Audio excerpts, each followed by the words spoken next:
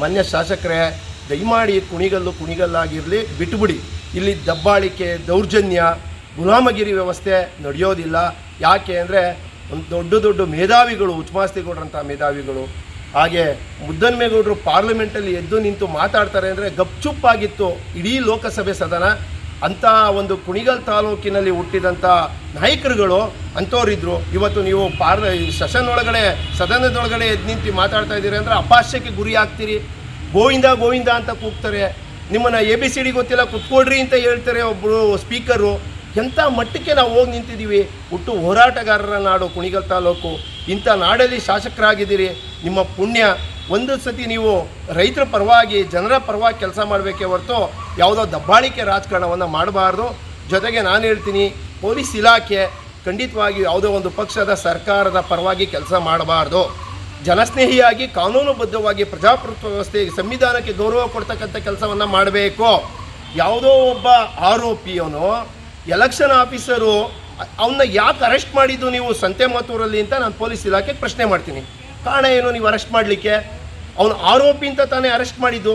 ಆ ಆರೋಪಿನ ಅರೆಸ್ಟ್ ಮಾಡ್ಕೊಂಡು ಕರ್ಕೊಂಬಂದು ಇನ್ನೊಂದಷ್ಟು ಜನ ರೈತರುಗಳ ಮೇಲೆ, ಅಲ್ಲಿರ್ತಕ್ಕಂಥ ಆಪೋಸಿಷನ್ ಲೀಡರ್ಗಳ ಮೇಲೆ ನೀವು ಕೇಸ್ ಮಾಡಿಸ್ತೀರಿ ಅಂದರೆ ಯಾವ ಪಂಥಿಯನ್ನು ಆಗ್ತಾ ಇದ್ದೀರಿ ಶಾಸಕರೇ? ನಿಮ್ಮ ದಬ್ಬಾಳಿಕೆ, ದೌರ್ಜನ್ಯದ ರಾಜಕಾರಣಕ್ಕೆ. ಮುಂದಿನ ದಿನಗಳಲ್ಲಿ ನಿಮಗೆ ಅಧಿಕಾರ ಶಾಶ್ವತ ಅಲ್ಲ.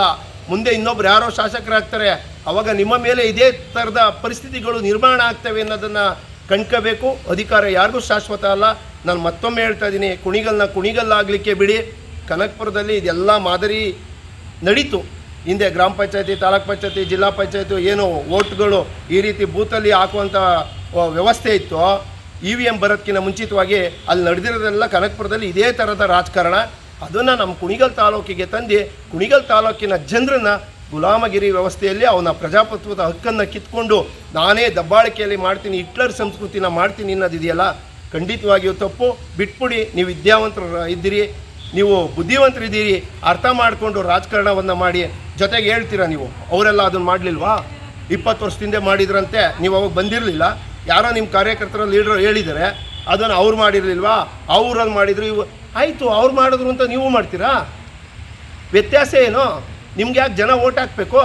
ಅವರು ಅದನ್ನೇ ಮಾಡಿದರು, ನೀವು ಅದನ್ನು ಮುಂದುವರಿಸ್ತೀನಿ, ನೀವು ದಬ್ಬಾಳಿಕೆ ರಾಜಕಾರಣ ಮಾಡ್ತೀನಿ ಅನ್ನೋದಾದರೆ ನಿಮ್ಗೆ ಯಾಕೆ ಓಟ್ ಹಾಕಬೇಕು? ಯಾರೋ ಮಾಡಿದ್ರಂತೆ, ಅದು ನಮಗೆ ಗೊತ್ತಿಲ್ಲ. ಇವತ್ತು ನಮ್ಮ ಕಣ್ಮುಂದೆ ನಡೆದಿದೆ ಇಂಥ ದಬ್ಬಾಳಿಕೆ ರಾಜಕಾರಣ ಮತ್ತು ಕಳ್ಳ ಮತದಾನ. ಇದನ್ನು ಪ್ರಜಾಪ್ರಭುತ್ವ ವ್ಯವಸ್ಥೆಯಲ್ಲಿ ನಾವು ನಾಗರಿಕ ಸಮಾಜದಲ್ಲಿದ್ದು ನಾವು ತಲೆ ತಗ್ಗಿಸುವಂಥ ಕೆಲಸ ನಡೀತಾ ಇದೆ. ಅದನ್ನು ಖಂಡಿತವಾಗಿಯೂ ತೀವ್ರವಾಗಿ ನಾವು ಇದನ್ನು ಖಂಡಿಸ್ತೀವಿ. ಈ ನಡೆಯನ್ನು, ಶಾಸಕರ ನಡೆಯನ್ನು ಖಂಡಿಸ್ತೀವಿ. ಪೊಲೀಸ್ ಇಲಾಖೆ ಇನ್ನು ಮುಂದೇನಾದ್ರೂ ಜನಸ್ನೇಹಿಯಾಗಿ, ಕಾನೂನುಬದ್ಧವಾಗಿ, ಸಂವಿಧಾನದ ಚೌಕಟ್ಟಲ್ಲಿ ಕೆಲಸ ಮಾಡಬೇಕು ಅಂತ ನಾನು ಮನವಿ ಮಾಡ್ತೀನಿ. ಯಾಕೆ ಅಂದರೆ ಹೈಯರ್ ಆಫೀಸರ್ಸು ಏನು SP ಅವರು, DG ಅವರು, IG ಅವರು ದಯಮಾಡಿ ನಮ್ಮ ಕುಣಿಗಲ್ ತಾಲೂಕಿನ ಪೊಲೀಸ್ ವ್ಯವಸ್ಥೆ ಕಡೆ ಸ್ವಲ್ಪ ಗಮನ ಹರಿಸಬೇಕು ಅಂತ ನಾನು ಅವ್ರಿಗೆ ಈ ಮೂಲಕ ನಾನು ಮನವಿ ಮಾಡ್ತಾ ಇದ್ದೀನಿ. ಜೀನಿ ಸ್ಲಿಮ್ ತಗೊಳಕ್ಕೆ ಸ್ಟಾರ್ಟ್ ಮಾಡಿದ್ನು, ಅವಾಗ ಮಂತ್ಲಿ ಪೀರಿಯಡ್ಸ್ ಆಗ್ತಾ ಇದ್ದೀನಿ. PCOD ಪ್ರಾಬ್ಲಮ್ ನಾರ್ಮಲ್ ಆಗಿದೆ, ಥೈರಾಯ್ಡ್ ನಾರ್ಮಲ್ ಆಗಿದೆ. ಪೀರಿಯಡ್ಸ್ ಎಲ್ಲ 6 ಮಂತ್ ಆದ್ರೂ ಆಗ್ತಾ ಇದ್ದಿಲ್ಲ, ಇವಾಗ ರೆಗ್ಯುಲರ್ ಪೀರಿಯಡ್ಸ್ ಆಗ್ತಾ ಇದೆ. ಜೀನಿ ಸ್ಲಿಮ್ ನ ಯೂಸ್ ಮಾಡಿ 8 ತಿಂಗಳಲ್ಲಿ 55 kg ಸಣ್ಣ ಆಗಿದ್ದಾರೆ. ಜೀನಿ ಸ್ಲಿಮ್ ತಗೊಳ್ಳಿ, ಬೇಗ ಸಣ್ಣ ಆಗ್ತೀರಾ, ಫ್ಯಾಟ್ ಲಾಸ್ ಆಗ್ತದೆ. ಜೀನಿ ಸ್ಲಿಮ್ ನ ಯೂಸ್ ಮಾಡಿ 100% ಯಾವುದೇ ಸೈಡ್ ಎಫೆಕ್ಟ್ ಇಲ್ದಂಗೆ ಸಣ್ಣ ಆಗ್ತೀರಾ.